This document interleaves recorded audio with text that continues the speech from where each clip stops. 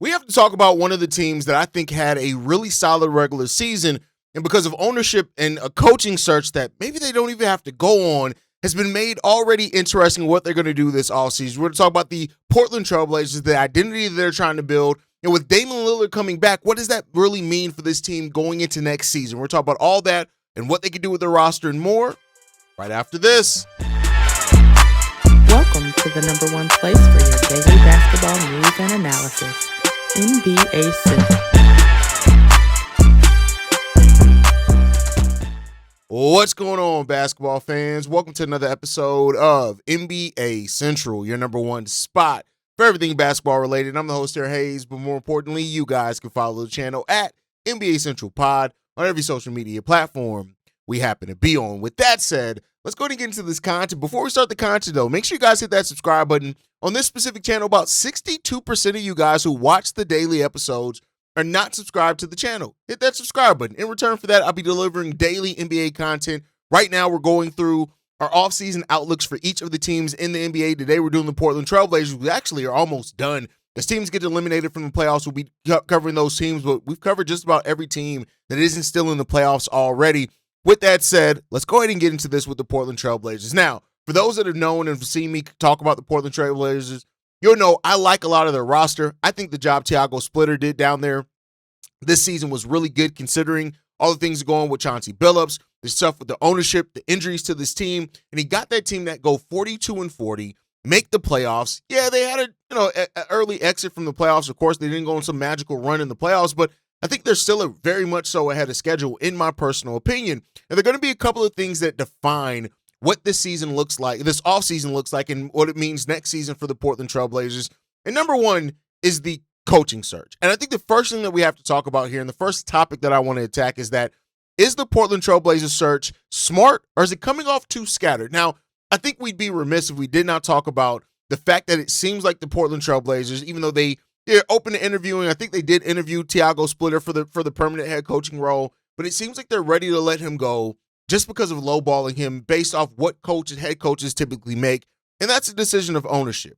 And after that, it seems they're casting a very wide net. Right now, is this smart or does it seem too scattered, right? Portland is a really delicate spot. They have young talent. They now have, building off of this season what they did, they're going to have playoff expectations going into next year. There's dynamics with the new ownership group, of course. And so they're interviewing coaches like Jerry Stackhouse, Jeff Van Gundy, Terry Stotts. Jerry Dudley's even been a name mentioned in that one. Mike Williams is a name that mentions in that, right? And so casting a wide net is usually very smart because it gives you a chance and an opportunity to find the right voice and not feel like you have to rush into a hire, right? And that's something I don't think anybody can blame them for doing, is casting that wide net. But of course, the way that Tiago Splitter has been handled in all of this is a very interesting part of that. So you guys know, for those that are new to the show, we talk about both sides of an angle. So we just talked about why it's smart team building to cast a wide net.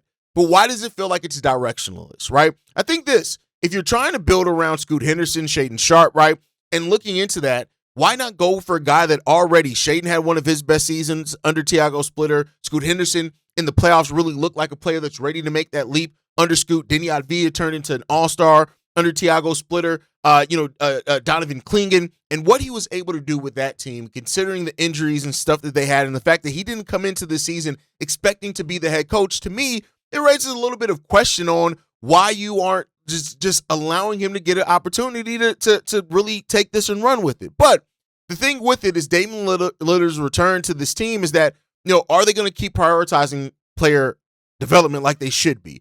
Are they going to go into now forcing themselves into a win now mode like with that? And we'll see, right? It does seem like right now the organization is still caught between two timelines. And so the question isn't just about who Portland hires. The question is about what that tells us about who Portland, the front office, and their ownership believes they are.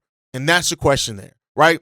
And so even in that, there's then questions about, which leads us to the next segment, is what do you do with Dame and Jrue Holiday, right? Do you believe that they can be an actual backcourt, right? Can Dame and Jrue Holiday work together, or does Portland need to move on from Jrue Holiday, find something they can? I think, Jeremy Grant is going to be a really big trade option for them this offseason, but, there's a question that's been risen now about what Jrue Holiday means. And so talk about two sides of this. Why keep Jrue Holiday?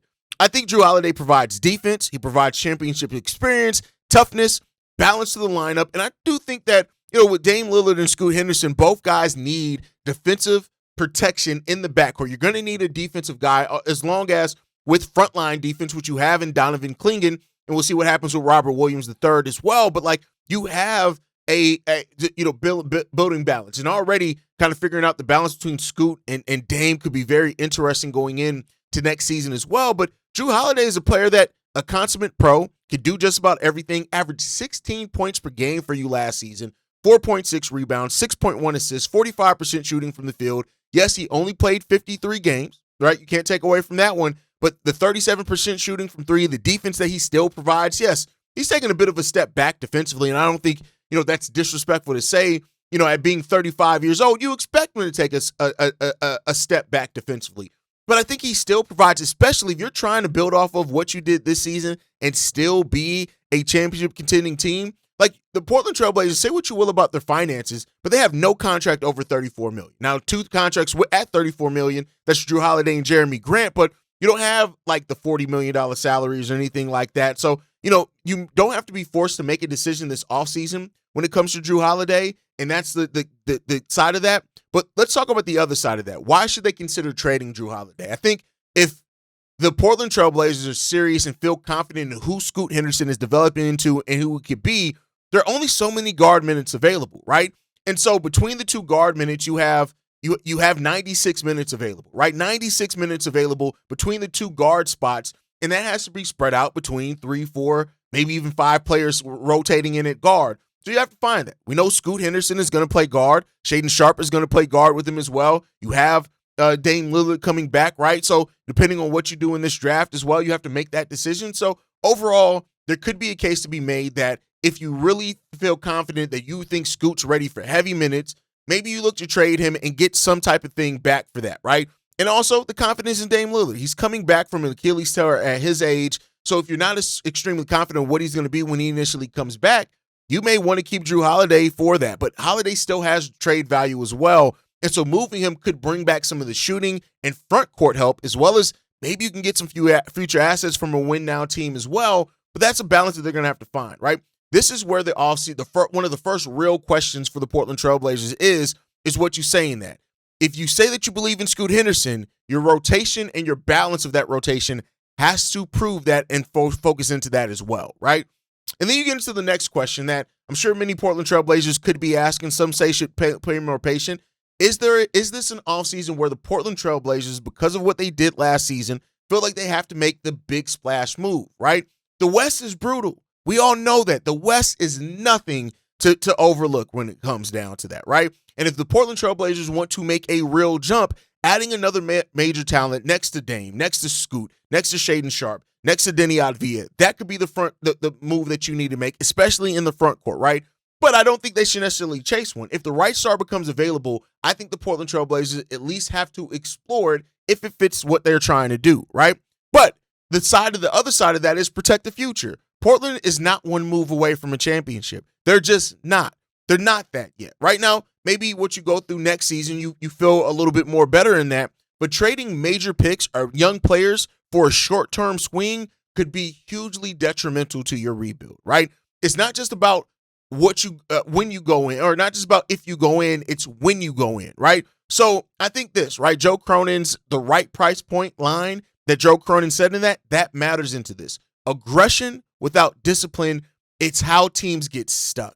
And teams you look at the Houston Rockets, for example, right? And I'm not blaming it all on Kevin Durant, but like the Houston Rockets were a team that were young, were developing, and last offseason, they made a trade for Kevin Durant, which automatically changed how the players around that. If you trade for Kevin Durant, your roster has to learn to fit around Kevin Durant. They also lost Fred VanVleet, which I think plays a part into that as well. But like now you see them, they didn't make that championship caliber leap. And, some could say like you could have waited for your young players to develop a little bit more before you made that decision. Now, they didn't trade a lot for Kevin Durant, so the price was right for that. But you have to ask yourself, big splash moves sound great until you look 2 years later and realize you traded away the bridge to your next era, and that is what the Portland Trailblazers, in my personal opinion, don't need to do. So that brings us to the next question, and one of the most important questions the Trailblazers have to ask themselves are, what is the timeline? Are the Portland Trailblazers really a win-now team, or are they still a team that can win while developing? And those are two very different things. The one side of this is win now. You just made the playoffs. Dame is coming back. Jrue Holiday is still there. The front office does say that it plans to be active in that this team should not act like a bottom-tier team anymore. They shouldn't act like that. But at the same time, just because you're not a bottom-tier team doesn't mean that it's time to push all your chips in. You have to establish and be real honest with yourself about your timeline. You had an above 500 record. You made the playoffs, all that type of stuff. But one could also say is that, did you get a true wake-up call in how far you are? You came up against the San Antonio Spurs, and you won one game, right? So, and the Spurs are different. They have Wemby, all that type of stuff. It is what it is there, but you have to establish and be focused on what your timeline really is. And so if you want to take the development first approach, which is the other side of this conversation, Scoot Henderson, Shaedon Sharpe, Deni Avdija, Donovan Clingan, they are still so important to the future of what this team can be, right? This team needs shooting, they need structure, and they still have a level of internal growth that they can realistically bet on, that you just don't have to go and make a desperate move right now. You don't have to do that if you're the Portland Trailblazers.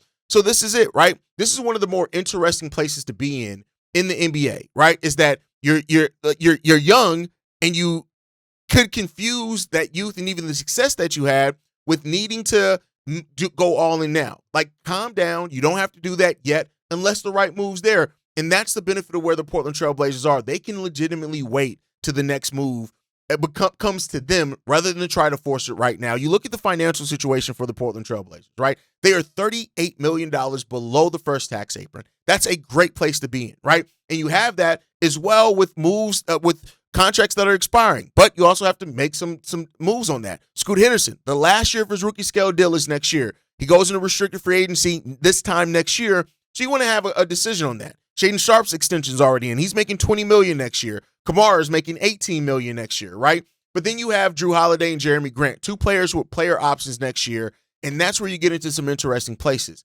If you look at Jeremy Grant and you say to yourself, all right, Grant was solid for us last year, but this is the player that we want to move with this $34 million contract that we think it's time to move on from Jeremy Grant, see what we can get back, how that helps us with our future or whatever. There are some win-now teams that absolutely could still be interested in Jeremy Grant, could still score. Flawed player, make no mistake about it, but we've seen teams make moves for less. He averaged 18 points per game last year, 45% shooting from the field as well, 38% shooting from three-point range, which is a extremely solid three-point shooting season for him, considering he took 6 three-pointers per game.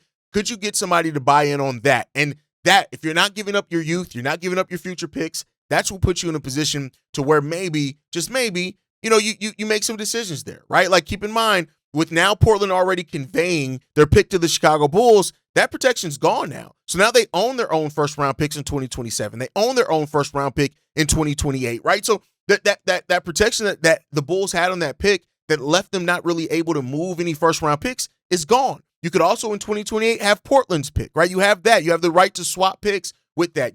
You also have the Orlando Magic's pick in 2028. So things are coming to this Portland Trailblazers team to where just patience could end up paying off for them. Moving off a veteran like Jeremy Grant seems like the most between both worlds move that you can make in that, right? You don't have to move any of your young talent. You can try to move him, see what you get, whether it's flexibility to do something else. You're going to have your mid-level exception that you can deal with as well. You don't have a first-round pick in that because it's going to the Chicago Bulls in this draft. So you just have another opportunity to take some patience with it. So that's what the Portland Trailblazers, it comes down to them for that. And that's going to be the ultimate decision for this Trailblazers team. Are you truly in win now mode? Are you have a place to where, yeah, you can win and you can win a lot of games, but you're still focused on development first, right? The Portland Trailblazers sit in one of the most fascinating crossroads that you can be in the NBA. You got you got Dame coming back. You got Jrue Holiday's future that you need to figure out. But the thing is that can you pull off the balance? Can you really live in two timelines? And that's the ultimate question in the NBA. And we'll see what the Portland Trailblazers come up with that. Thank you guys for tuning in. Make sure you guys like the video, subscribe to the channel as well. You can follow us at NBA Central Pod on every social media platform. You can also send us any feedback, questions, comments, concerns. NBACentralPod@gmail.com. And lastly, if you want to leave a text message and our voicemail for the mailbag, the number to do so, 773-212-9227. 270-2799. We're the number one spot for everything basketball and NBA related. And then like I like to end every episode on, I'll catch you guys the next time I feel like making a video. Probably tomorrow. Peace, y'all. Been a presentation of the Breaks Media.